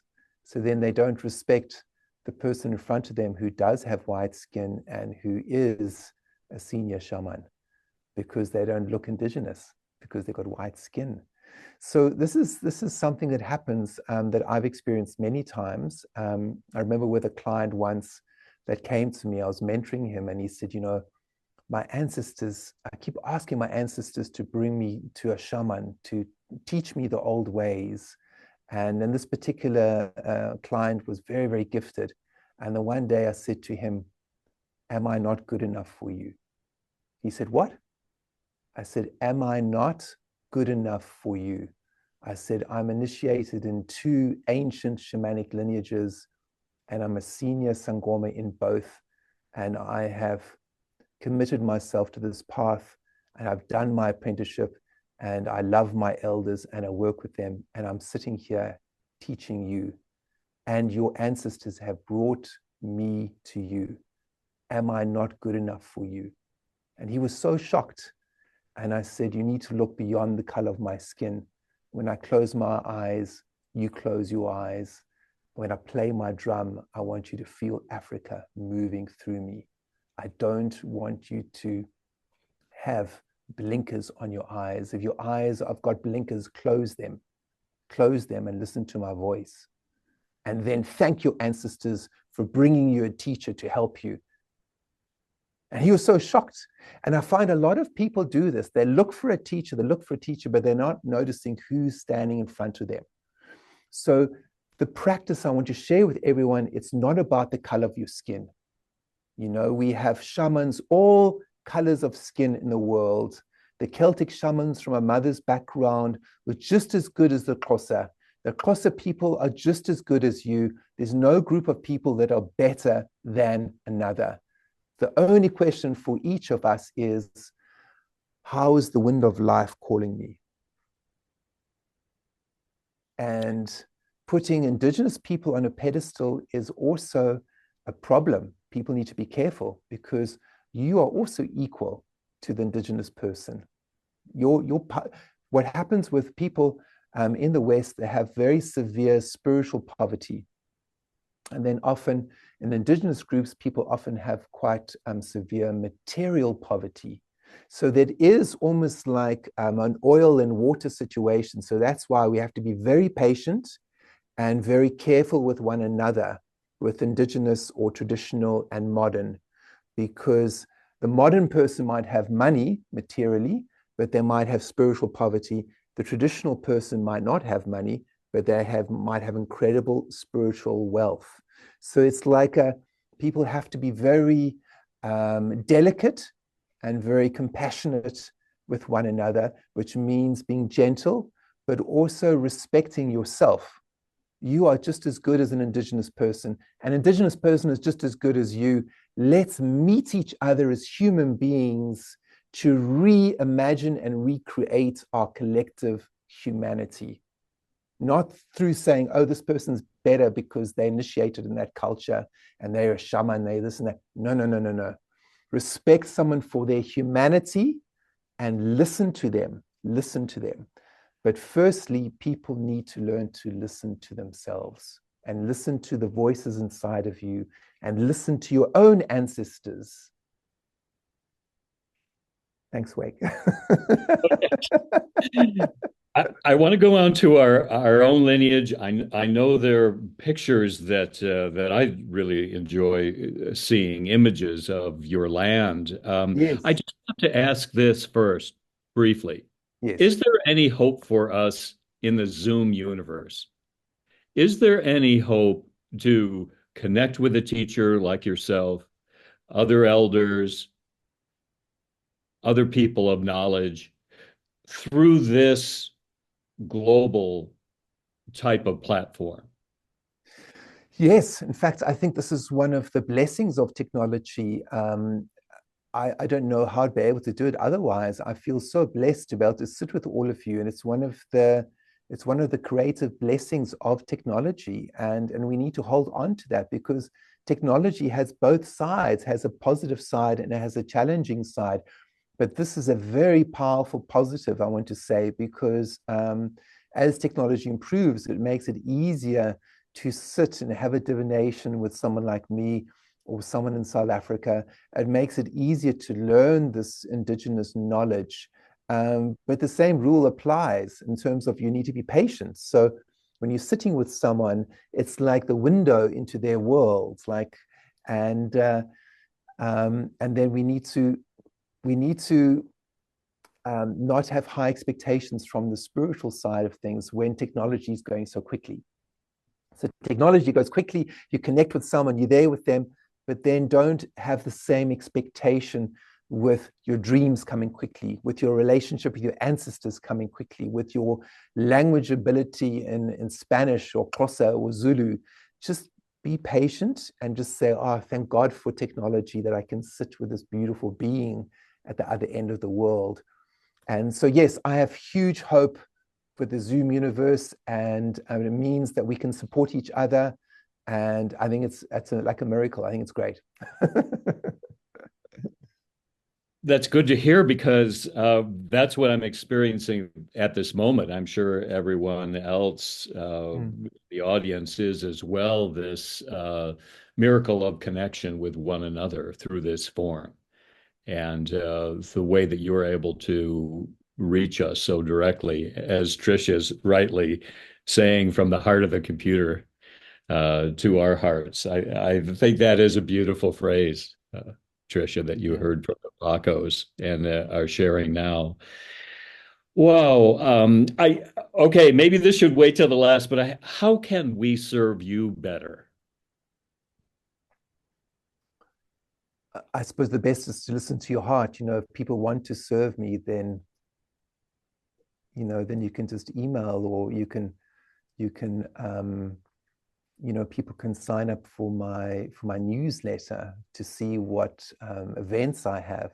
They can sign up for my monthly webinar, which is a small amount every month, and I do ceremonies every month online. So that helps to support me and my family, just those monthly webinars.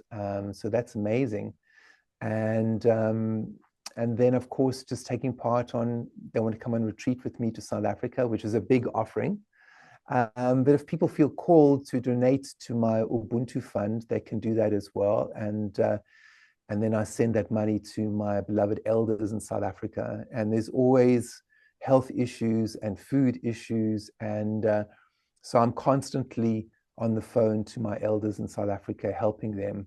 And it's largely because of the Ubuntu fund that I have, where people donate and they help. And so I always say thank you for that. I often do like a fundraise like once a year. So I'm going to be doing a fundraise quite soon, actually coming towards the end of the year, because some of my elders have quite critical health issues. So when I send the money, we maintain or make sure they go and see doctors, good doctors who can listen to them and help them, and make sure there's no shortage of food and things like that. So that's what I do. So if you support that, then you're also supporting my elders, and you're also supporting this wonderful energy of Ubuntu, of this collective consciousness. So that's a big part of my service, is as soon as I go back to South Africa and I'm with my elders, I see what I can do to help. And often it means taking them to doctors and buying food. And so that will be a great way for people to help. Yeah. It just feels like you have such an imperative to be of service, John. And I hope that your guidance for us to listen or source the beat of our hearts more clearly, more truthfully, more authentically will allow that to emerge. I don't know if we could hope to be guided in the way that you are, but it's such an example, your life, your calling, the way you've put your life and your time and your effort and energy behind what you believe. Yeah, well, thank you so much. I appreciate your words, Wake. Thank you so much. I have to thank the dreams and the intuitions and the messages I get, because when I'm working with clients and students and people who want to work with me and listen to me, it's all coming from my own background and what's happened to me. So the intuition I got a long time ago was, when we're doing a spiritual practice, this is the way I was guided. Okay, when you're doing a spiritual practice, it's for this life and the next. Okay, so I always say to students, in this moment and in the dream time and in the dreams, in this moment and in the next. So when we're doing a prayer, when we're doing an offering, it's for this moment and the next. The next is when we, in our dreams, that the spiritual practice will continue into the dream time, and also when we drop our physical body. So your practice, your spiritual practice, must be at such a level that if you die in the next moment, you're going to carry on practicing whatever you've been taught. And if you're not, then you need to change your practice and put more metal into it. So when I was meditating with my Zen master in the early 90s, this is basically the way he used to talk to us. So I was trained by him. He was Zen master Subong.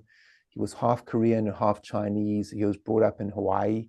And so he was my first American teacher, friend, or mentor.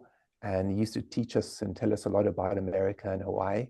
And then he was designated to be the Zen master that was going to take over from Sung San, this big lineage in South Korea.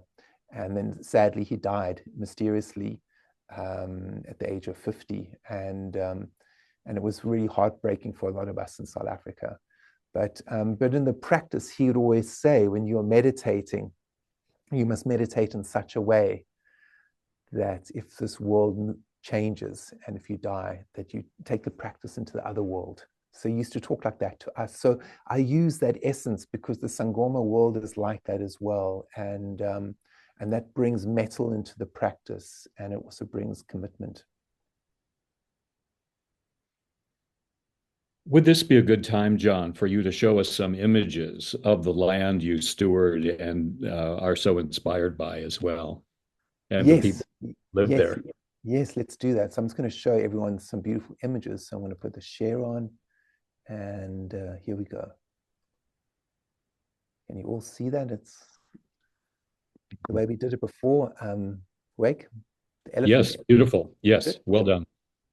Okay, so this is an elephant park close to where I live in the Eastern Cape in South Africa, and the elephants were the start of my journey because my mom had a vision of elephants when she was walking in the Dunleary Pier in Dublin in the 1950s, and this is what called her to Africa. The elephants called my mom to Africa. And it's interesting enough because Sangomas are known as Abantu Bandlovu, which means the people of the elephant, because we are telepathic and we communicate and we tend the dead and we tend the life. So there's the elephants. And this is my beloved community. So this is the home that I was adopted into with my teacher. And this is where we do ceremony, and this is a traditional ceremony. And these are young Xhosa apprentices all dressed in white. And on the right is one of my colleagues. She's leading the ceremony there. And then there's the men at the back. And here's my beloved colleagues again. The lady with the clay on her face is a junior initiate. So you have clay all over your face as a junior initiate. And then as you become more senior, then the clay goes around your eyes, as you see with my friend here. And there's me with my beloved elders. There's my teacher, Mam Gwevu, in the forefront. And next to her is her brother, Tata Ngwevu. And then we've got my teacher's husband right behind her next to me, Tata Sugwini, who's a tribal elder, very, very senior tribal elder, very, very humble man. And he's adopted me like his son, you know. And then in the back there is Tata Bongan, who helped me for many years translating. And then he died tragically a couple of years ago. So yeah, we are still grieving his death. Yeah. Yeah, it's been very difficult for us the last couple of years without Tata Bongan. And it's interesting because his name in Xhosa means Mtutuzeli, and Mtutuzeli in English means the comforter, the comforter. So that was the name that his family gave him when he was born because it showed his purpose in life. And oh my God, Mtutuzeli is like one of the best names for him. He comforted everyone in the community, everyone, but probably especially me. And there's me dancing. That's the traditional dance. And I'm doing the trance dance there in the Xhosa tradition. And we dressed with skins because as you're a senior Sangoma, you have your outfit changes. So the clay goes around your eyes, and then you wear animal skins around your body to show your relationship with the wild, to show that you have befriended your animal totems. So those animal totems are part of you. They're inside you. So when we wear those skins, we are welcoming all our spirits, our human spirit and animal spirit. So in that moment, I'm a wild African Sangoma dancing with my animal spirits. And there again is an image after my final initiation where I became a senior Sangoma in 2007. There I am with my teacher's husband on the right, Tata Sugwini, and my teacher on the left.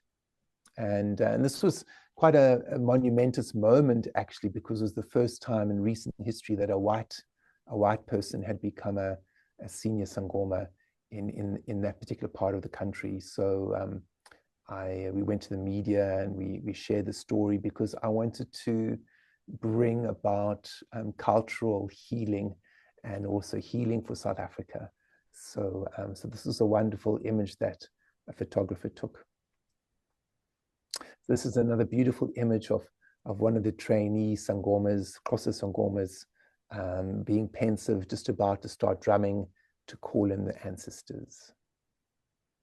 And this is a beautiful friend of mine who's going into trance. He's a very well-known psychic, Vumile, and he's singing. He's an incredible singer, and he's chanting, and he's calling in the ancestors there. And this is some of the elder men preparing themselves for the ceremony. And there's Tata Zuwini in his element, about to call in the ancestors and call in the people.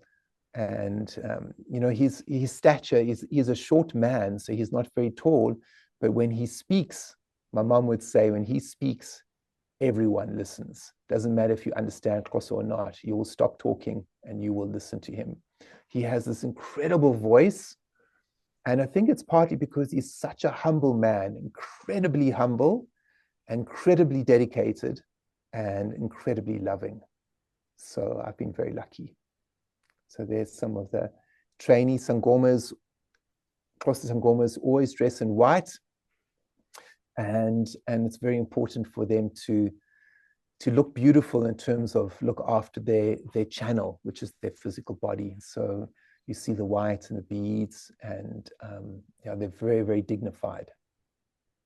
So this is a special moment, a special ceremony. There's me there, and my teacher's given me a sacred object that has been blessed by the elders. And yeah, it was a very special ceremony, that. And then this is after the ceremony. We were all just kicking back. The ceremony has been performed, to be just resting. So these are all my colleagues, my friends, and we've been close together now for 25 years. There's my beloved teacher, Mam Gwevu, on the end, and a very good friend of mine on the right, and her mom on the left. So, so very special. So this is where we do a lot of ceremonies outside. This is known as the kraal, or the space that we call in the ancestors. And it's covered with thorns on the outside, and the animals are normally in the center. And we usher the animals out, and then we do the ceremonies in the center there. So this is in the rural areas of the Eastern Cape. So this is my teacher's home, and there's me starting the ceremony. So I'm baptizing the totem pole in the center with tobacco, and just to starting the ceremony before people come in with prayer, with intention. And yeah, it's a beautiful moment to see the dog relaxing, and we're calling in the spirit. So this is, again, before the ceremony starts, just a picture of the streets, and the clouds are coming in, the rains are going to start, and then just that beautiful moment before the prayers begin. And then this is me in the Kalahari Desert, where I make a shrine tent in the desert, and then I welcome people in to connect to the spirit of the land in the Kalahari. So for those of you who don't know, the Kalahari is in Botswana, which is above South Africa. So this is going back and forth. So this is another picture of me in my teacher's kraal, in a sacred space where we call in the ancestors. So you see some goats there, some Sangoma friends, and we're about to start a ceremony. And then back into the Kalahari again, or sorry, into Botswana. This is the Okavango. So this is another part of the trip I do. We go to the Kalahari for 7 days, and then we go to the Okavango Delta. And those two places are seen as the 7 wonders of Africa in terms of the wilderness. And there's so many elephants in Okavango Delta. It's incredible. We have them very close to our tent, and they inspire me to keep doing this work because of their awesome intelligence and just who they are, these beings of magic. These are the elephants. So this is from my first trip in the Kalahari Desert. The rains had just come, and there was like a lake that had developed, and just these incredible scenes of the land, of the water, of the sun, of the landscape. So this is so beautiful, and it's so captivating and inspiring. So I took these pictures. And then again, this is going back and forth, so please excuse me. But again, this is me dancing with my community just a couple of years ago, doing a ceremony. And the pulse, the energy was so incredible. And then again, this is flipping back to me in the Kalahari, where I befriended one of the San Bushman elders. And here he is teaching us about making fire in the bush and foraging for medicinal plants. So I love that, you know. I love that work of going into the Kalahari, calling in the gift, or the calling in the umoya, we say, which is the wind of nature, and then listening to how nature's calling us, listening to our dreams, and then allowing nature around us to teach us. And sometimes it's a bird, sometimes it's an animal. And in this moment, it's the Kalahari San Bushmen that were teaching us and showing us how to light fire and how to engage with finding medicinal plants in the bushveld. And this was actually the culmination of a very powerful vision I had. And that vision was ancient and modern man sitting around a fire, revisioning our humanity. Ancient and modern man around a fire, revisioning our humanity. And I'm very happy to say that this happened because one of the elders took a shine to me and asked to do ceremony with me in the shrine tent. And this happened a couple of years ago. So now we are doing ceremony together with prayer and with song. So it's very beautiful work, you know. So that's the end of the slideshow. Thanks everyone for watching it. Well, I want to thank you, John. That was so gorgeous. The slideshow was beautiful. There was one question that there seemed to be a lot of women training as Sangoma. And the question was, are there other men who also train to become Sangoma? Yes, it's a good question. And yes. There are mostly women in the Xhosa tradition. So I'd say 80 or 90% are women, maybe close to 80 or 90. It depends on the area that you go to. So I was unusual in my teacher's home because I was the only man, actually. And then also being a white man. And so it's quite unusual. But I learned so much from the women, and I still learn so much from the women. You know, the medicine is held in a very matriarchal way. And so I've spent many months and years with the matriarchs, with the grandmothers, and they have such a special place in my heart. And it's quite common to see that with a lot of indigenous shamanic cultures where the matriarchs or the women are holding the medicine. But to answer your question, yes, in other cultures in South Africa, amongst the Sangoma, we do get men. So there are quite a few men, but by and large, it seems to be more women. Mm. So I also wanted to thank you for what you said about your vision about ancient and modern man coming together to re-envision humanity, because that's what we're attempting to do here at Shaman's Directory. Yes. And so we really thank you for holding that vision and having it long before we did, but holding it in space and time. We hold that vision as well. So I want to honor the time, but if people need to leave on the hour, that's absolutely fine. This is recorded and will be posted tomorrow, but I want to give you a chance to talk about any upcoming offerings you have. Yes, and for those folks who maybe want to dash off, all I could say is don't dash off yet, because I'm still going to be doing my drum. So unless you absolutely have to because it's urgent, then obviously do it. But I would like to play my drum, which I like to do at the end. So get yourself a cup of tea and come back, and I'll play my drum in a few minutes. Yes, it's really worth hearing John play his drum, I must say. Yes, please stay for that if you can. And I'm just looking to see if there are any other questions. Let's see. What emotions, habits, or behavior in your experience tend to cloud human's inner vision. Uh-oh, we've got a whole nother class coming up here. This is a class, but Yeah, I can speak a yeah, little bit about that with yeah, emotion. So, emotion is something that we face as Sangomas because when you are doing very high ceremony where you're dancing and you're connecting to your spirit and your soul, what's happening is your spine is heating up. Your spine is heating up. And I think it's obvious to say your emotions are going to be heated up as well. Your pain, your story, your your issues, all those issues, they all come up. But it's what the elders say is that we mustn't throw our anger on other people in the community. We mustn't throw our anger when we're doing ceremony. So a very important part of the practice is to be responsible and to own your own emotions, to befriend your own shadow world. Your shadow world are those uncomfortable emotions inside of you. An important part of the practice is to feel them, is to integrate them, to not suddenly throw them onto your teacher, someone else, and say they are responsible for you feeling bad. So it means the ceremony here is not a good ceremony.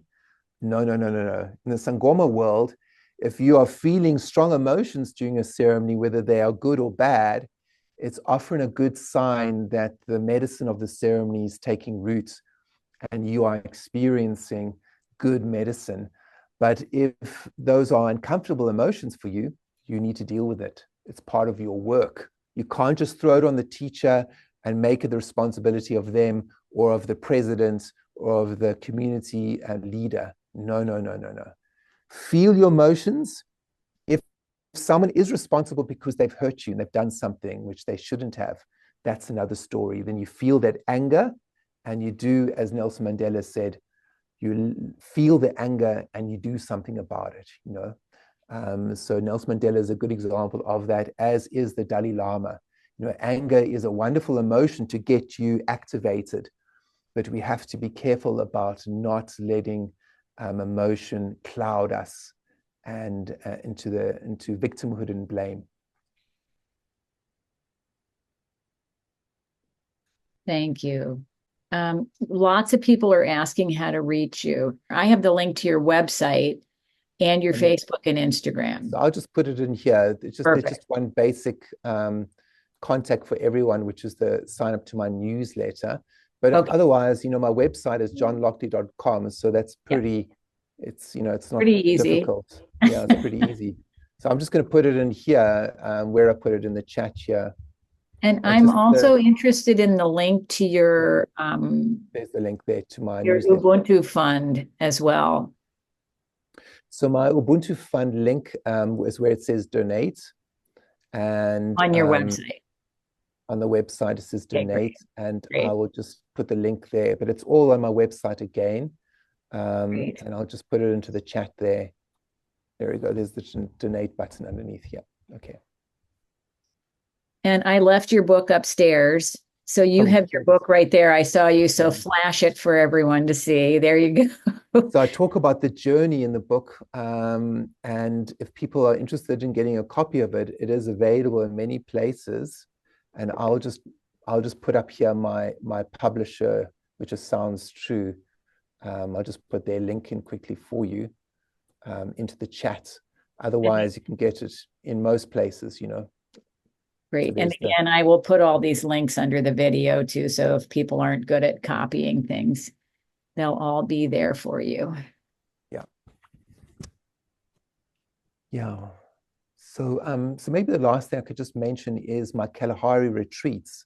That is a wonderful way for people to experience the teachings and also the wilderness and also, also have a bit of a holiday, but with the shrinking of the wilderness around the world and in Africa, I had to really find a place where it's still what I call the Garden of Eden, that place of innocence, that place of wildness. And I was very lucky to team up with people in the Kalahari and in the Okavango. And really, the Kalahari Desert is a wonderful example of the Garden of Eden, that place of innocence. And that's where I like to bring people to learn these ancient teachings. So if you are interested in animal communication, if you are interested in interspecies communication, if you are interested in the wilderness, if you're interested in African shamanism and the energy of the drum and the energy of ancestors and medicinal plants, non-hallucinogenic, then this could be for you. So just look on my website, look at the Kalahari Desert. Dreams and Tracking in the Kalahari is what it's called. Dreams and Tracking in the Kalahari. And we still have a few places for the retreat next year.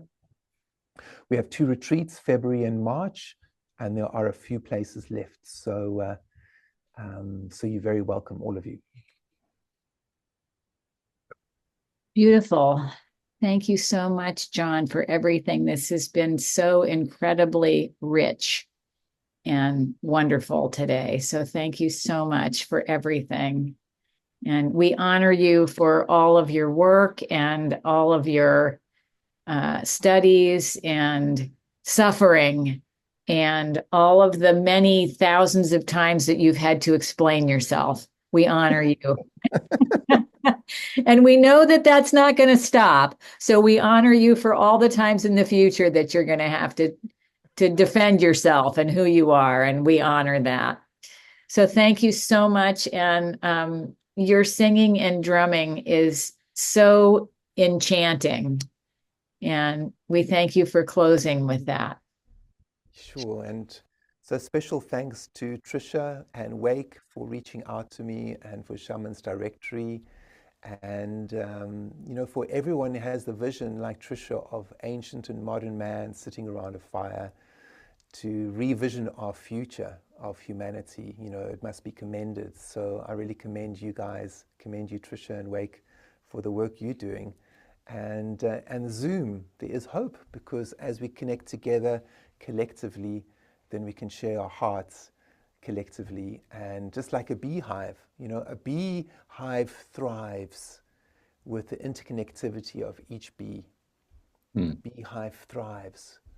So we are like a beehive with this collective humanity. So Zoom is helping us spread the nectar of our humanity. So thank you everyone for sitting. It is meaningful. And I thank you for your presence today. Thank you so much. I just introduce you to my drum. This is called the Isigubo. And it's a drum that came to me in my dream. And then I went and listened to the lady's voice, and she showed me where to buy it in Johannesburg, and I found it. And when I started drumming in the shop, people on the street heard a Sangoma drumming, and they all came in, and the shop got packed with people. And then the people crowded around me, and then suddenly they said, Umlungu. They said, he's a white guy, but he's drumming like a Sangoma. They were so shocked. Umlungu, uberisi gubo, hey, tiklawam. They said, the white guy is drumming like a Sangoma. God works in mysterious ways. That's what they said. So what I encourage everyone who's listening, I appreciate you listening to my story, but I want you to listen to your own story, because my story is only a story to inspire you about your story, and that story is mystery and magic, and your own mystery and magic in terms of your relationship with the divine, because it is mysterious and it is magical, and I want you to embrace that, please. So as I play my drum, I welcome you to close your eyes right now and feel your heartbeat. Feel your breath. So before I start, I want you to just close your eyes and feel your heartbeat. Feel your breath and allow some stillness to come into you. Breathe in the wind, the umoya, the wind of life that moves between all the worlds of waking and dead. Breathe in the wind of life. Notice the fragrance of the wind. Notice the wind as it's moving through you. Does it have a smell? Notice that. And allow that breath to move into your heart. So feel your heartbeat. Feel still, feel calm.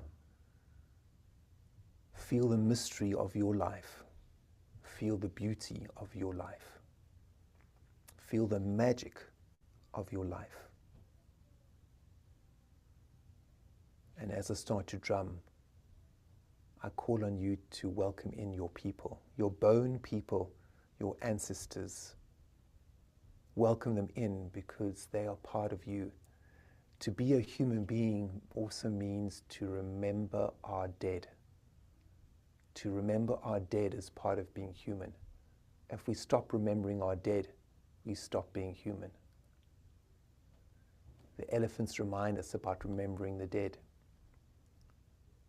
And there's an old song in the Sangoma called Masiembo, which means let us remember our dead. Feel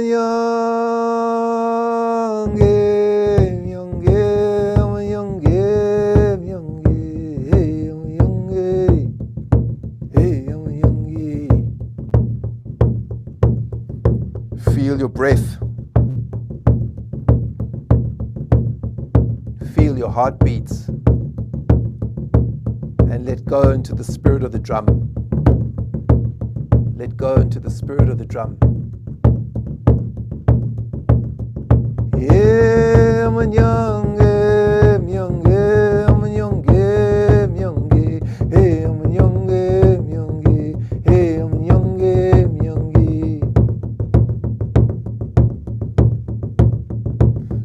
Abazali bamo, bamo, abazali bamo, bamo, hey, abazali bam, hey, abazali bam. Volen le la mnyonge, volen le la mnyonge, volen le la mnyonge, volen le la mnyonge. Volen le la bazali bamo, volen le la bazali bamo, volen le la bazali bam, volen le la bazali bam. Tamagui mnyonge, tamagui mnyonge, tamagui mnyonge, tamagui mnyonge. Volen le la mnyonge, volen le la mnyonge, volen le la mnyonge, volen le la mnyonge. Tamagui mnyonge, tamagui mnyonge, tamagui mnyonge, tamagui mnyonge. Volen le la bazali bamo, volen le la bazali bamo, volen le la bazali bam, volen le la bazali bam, volen le la mnyonge, volen le la mnyonge, volen le la mnyonge, volen le la mnyonge. Tamagui mnyonge, tamagui mnyonge, tamagui mnyonge, tamagui mnyonge, tamagui mnyonge, tamagui mnyonge, tamagui mnyonge, tamagui mnyonge. Siyangola bana badala tamago, siyangola nkulunkulu tamago, siyangola izinyanya tamago, siyangola bana badala tamago. Siyangola izinyanya tamago, siyangola ngweve nosugwini tamago, siyangola Lockley noKelly tamago. Siyangola bazali bam tamago, Kelly Lockley tamago. Siyangola maqheha tamago, hik tamago, hik tamago, hik tamago. So I honor and praise my ancestors in this world and the next. We all honor and praise our ancestors, our bone people, those people that make us human. Siyabulela, makhosi makhulu. We shine a light to you, to our collective humanity. May we remember, masikumbuza, let us remember the old ways. Masiyembo, Masiembo. Let us remember the old ways of our human race. Let us remember what it means to be human.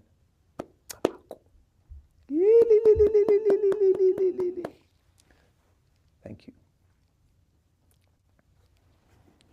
Aho.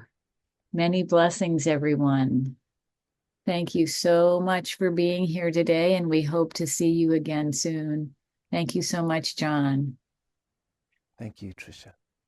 I wanted to give a special thank you to you, John, for these very special moments that you've let us share together, for sharing your calling, your visions, your experience, your drumming, and a special thank you to the elephants who inspired your mother, who took Yeah. her on a great journey, who brought you to us today. So thank you for those elephants and for all the work you do in the world.